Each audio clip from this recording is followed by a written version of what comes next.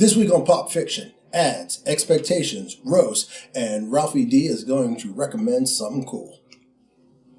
That was on the fly. Nice.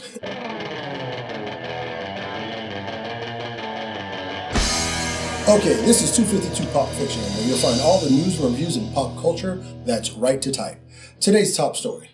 The roast of Tom Brady resembled more a wildfire than any roast. The obscene and disgusting show debuted live on Netflix. It was shocking and out of place. It didn't feel right.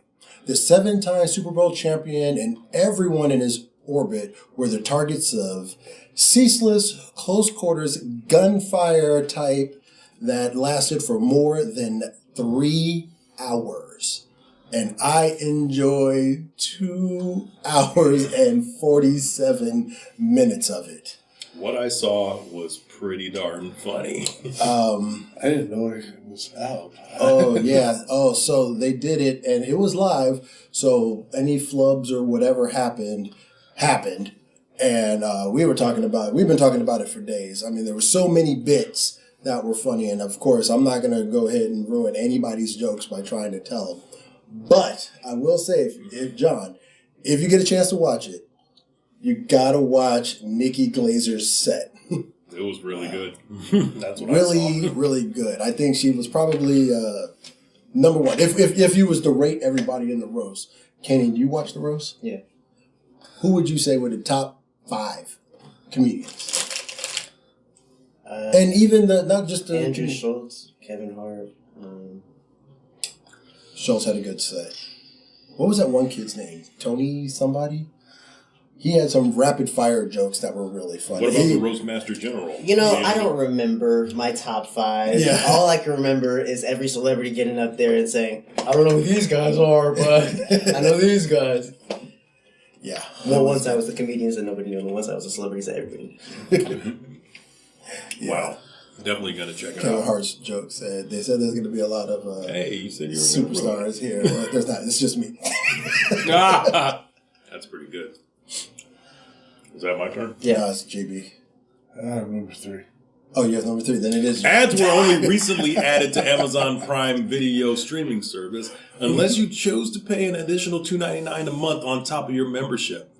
Bullshit, son. Not it's happening. going to get worse from here. 3 new ad formats, carousel, pause, and trivia are set to debut on Amazon.com.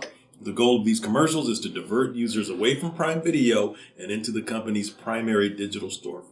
Man, miss me with all that. I think I added the little sauce on the end. Yeah, Because I remember all of a sudden there was freaking commercials on Prime. I don't like it. And you can't skip them. It's like 30 seconds, 40 seconds. You got to watch the whole thing. Take it. And then they got certain things that it brought to you commercial free. The whole fucking thing should be commercial free. That's why we were paying for streaming services as opposed to cable, because we don't want to watch commercials. Man, and now we're watching commercials. At least the porn I watch has the good sense to put the ads up front. Yeah. And that's it. And you can skip it after so many seconds. You can skip it? Yeah. Oh, yeah, you can skip it. Yeah. That's it's so automatic to skip button after 8 seconds or so. I always forget. You don't even think about it. I don't even think about It's it. an internal timer in the animal brain. I'm like, which hand am I using? No, I'm using this hand to skip with. Disney will make Of all the segues. Of all the transitions in all the world. Disney will have a 7-second skip. It's a little mouse button. It's at the top left. Mouse ears. Okay, Disney will make fewer Marvel Studios movies and streaming shows. Disney CEO Bob Iger has shifted to prioritizing quality above quantity. That's a switch. Marvel has made the decision to adopt a new strategy that entails lowering its expectations for TV series and limiting the number of movies it produces to 2 or 3 annually. Yeah, no doubt, man. It was all about that money, son. Yeah, so...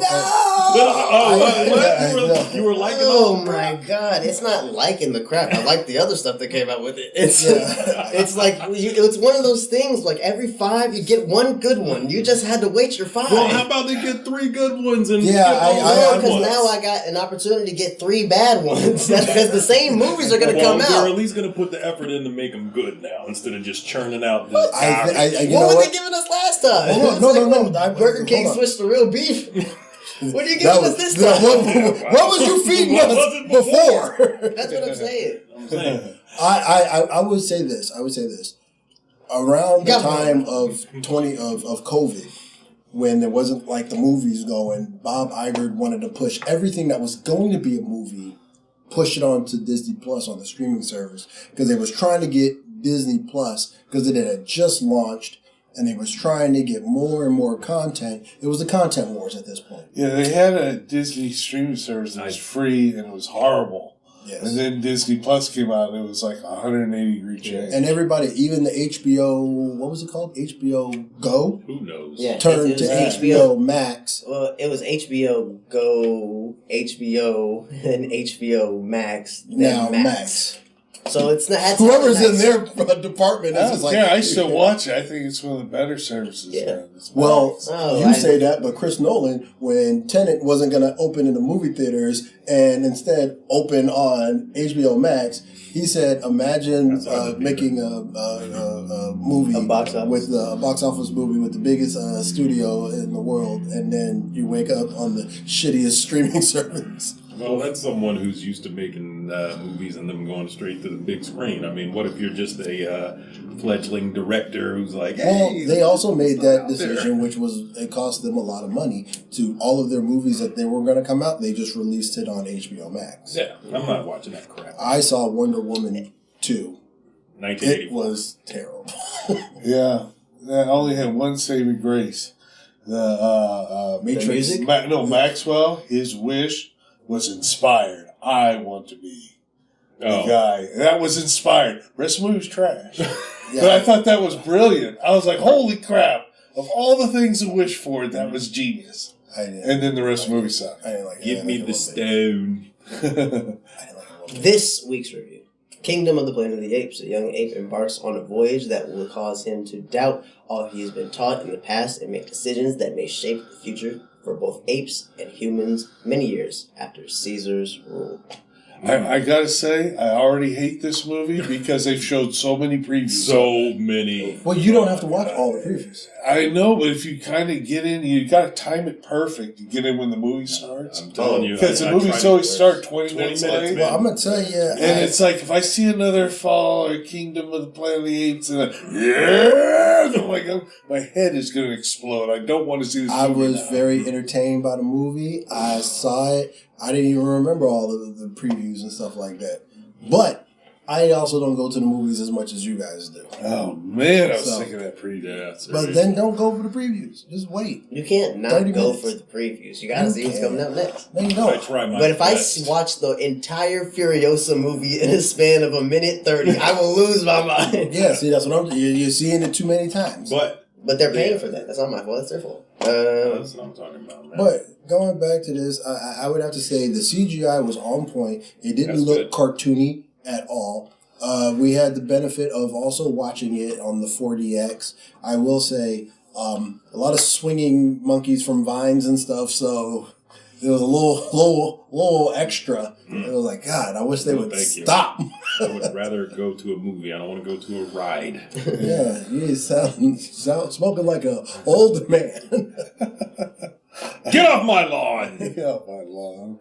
Turn those side screens off, man. Making me dizzy. Yeah. This week, Ralphie D recommends Out of Bounds. Let me harken way back to 1986 to a little movie with...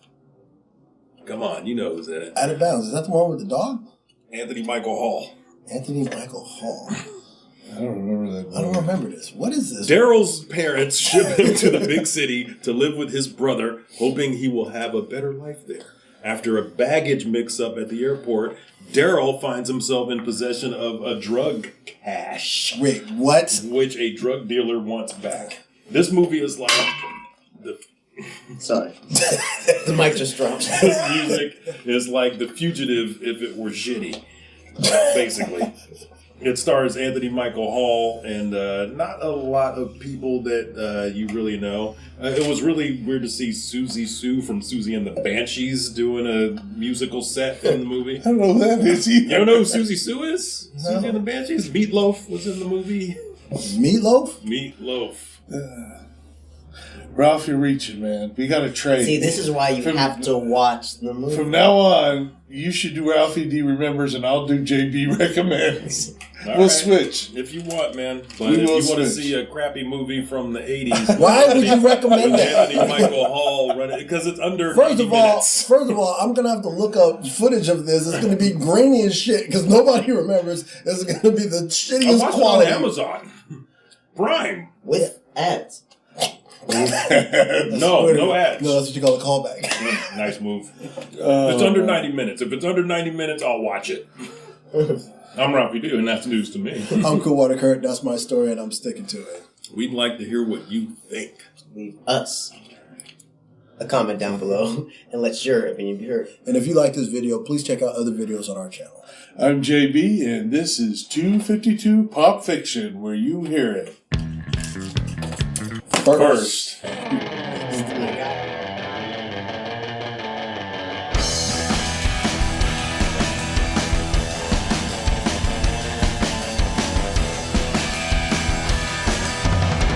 Adonis, pull yourself together.